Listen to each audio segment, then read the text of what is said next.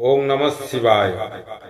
परम धर्मर प्रतिपादन शैवागम अनुसारे पाशुपत ज्ञान ओ ताहार साधनर वर्णना। ऋषि माने पचारिले, वायुदेव केउं श्रेष्ठ अनुष्ठान मोक्ष रूपी ज्ञान को अपरक्ष करिदिए से विषय रे ओ ताहार साधन विषय आज आमको कहतु। वायुदेव कहिले, भगवान शिवंकर कथित परम धर्म को ही श्रेष्ठ कहुछि। ताहा सिद्ध होइगले साक्षात मोक्षदाता शिव अपरक्ष होई जानती। सही परम धर्म 5 वर्ष 5 पर्व हेतु यथाक्रम 5 प्रकार हो जाए। सही पर्व गुड़िकर नाम है क्रिया, तप, जप, ध्यान और ज्ञान। एगुड़िक उत्तरतर श्रेष्ठ। सही उत्कृष्ट साधन द्वारा सिद्ध होइथिबा धर्म ही परम धर्म नाम विवेचित होइथाय।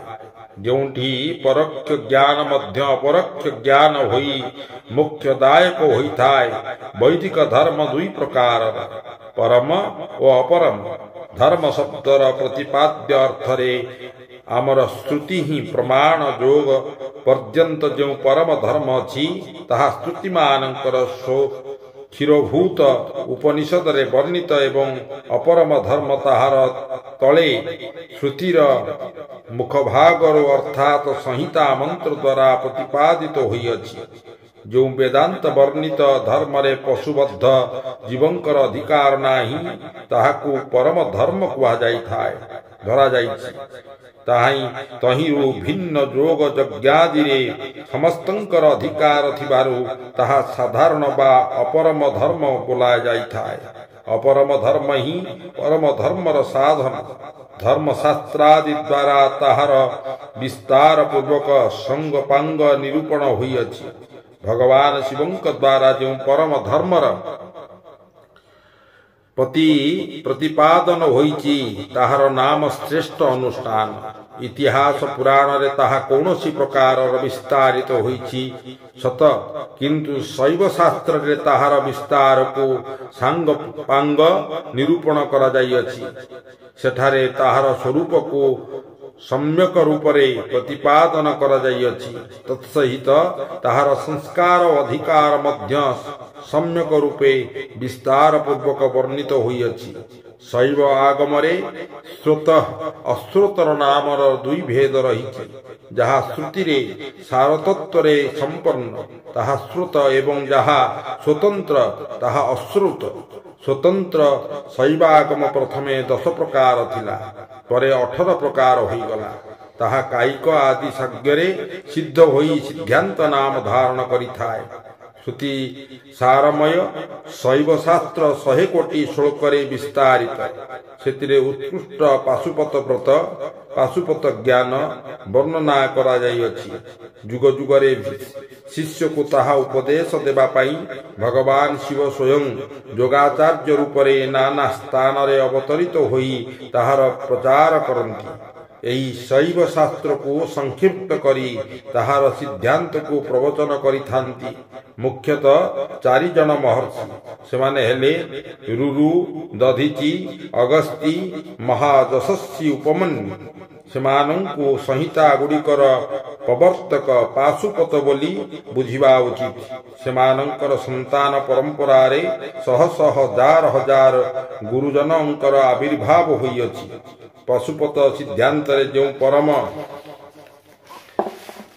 धर्म वर्णित ताहा चर्या आदि 4टी पाद कारणरू 4 प्रकार होइअछि। सेगुड़िक मध्यरे पाशुपत जोग ही दृढ़ता पूर्वक शिवंकर साक्षात्कार कराइबा को समर्थ। एणु पाशुपत जोग ही श्रेष्ठ अनुष्ठान बोली धरा जाइअछि।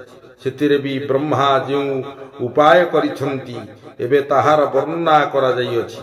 भगवान शिवंकर परिकल्पित नामाष्टकमय जोग द्वारा सहसा शैवी प्रज्ञार उदय हुए। सही प्रज्ञा द्वारा व्यक्ति शीघ्र स्वस्तिर परम ज्ञान लाभ करिथाय। जार हृदय रे सही ज्ञान प्रतिष्ठित ता उपरे भगवान शिव प्रसन्न हुअंती। तांको कृपा प्रसाद शिवंकर अपरक्ष दर्शन कराउथिबा परम जोग सिद्ध हुए। ଶିବଙ୍କ ବିଷୟରେ ଅପରୋକ୍ଷ ଜ୍ଞାନ ହୋଇଗଲେ ସଂସାର ବନ୍ଧନର କାରଣ ଦୂର ହୋଇଯାଏ। ଏହି ରୂପେ ସଂସାରରୁ ମୁକ୍ତ ହୋଇଥିବା ବ୍ୟକ୍ତି ଶିବଙ୍କର ସମାନ ହୋଇଯାଏ। ଏହା ବ୍ରହ୍ମାଙ୍କ ଦ୍ୱାରା କଥିତ ଉପାୟ। ତାହାକୁ ପୃଥକ ବର୍ଣ୍ଣନା କରିଅଛି। ଶିବ, ମହେଶ୍ୱର, ରୁଦ୍ର, ବିଷ୍ଣୁ, ପିତାମହ ବ୍ରହ୍ମା, ସଂସାର ବୈଦ୍ୟ, ସର୍ବଜ୍ଞ ପରମାତ୍ମା। ଏଗୁଡ଼ିକ ହେଲା ମୁଖ୍ୟତଃ 8ଟି ନାମ। ଏ 8ଟି ମୁଖ୍ୟ ନାମ ଶିବଙ୍କର ପ୍ରତିପାଦକ।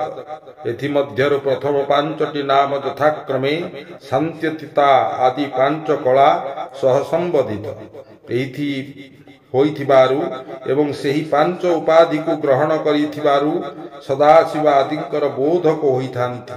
ଉପାଧି ନିବୃତ୍ତ ହୋଇଗଲେ ଏହି ଭେଦର ନିବୃତ୍ତି ହୋଇଯାଏ। ସେହି ପଦ ହିଁ ନିତ୍ୟ। କିନ୍ତୁ ଯେଉଁମାନେ ସେହି ପଦରେ ପ୍ରତିଷ୍ଠିତ ହୋଇଥାନ୍ତି ସେମାନେ ଅନିତ୍ୟ ବୋଲାନ୍ତି। ପଦ ପରିବର୍ତ୍ତିତ ହେଲେ ପଦବିଯୁକ୍ତ ପୁରୁଷ ମୁକ୍ତ ହୋଇଯାନ୍ତି। ପରିବର୍ତ୍ତନ ପରେ ପୁନଃ ଅନ୍ୟ ଆତ୍ମାମାନେ ସେହି ପଦକୁ ପ୍ରାପ୍ତ ହୋଇଥାନ୍ତି ବୋଲି କୁହାଯାଏ ଏବଂ ସେମାନଙ୍କ ପାଇଁ ଉପରୋକ୍ତ ପ୍ରଥମ 5ଟି ନାମ ନିୟତ ହୋଇଥାଏ।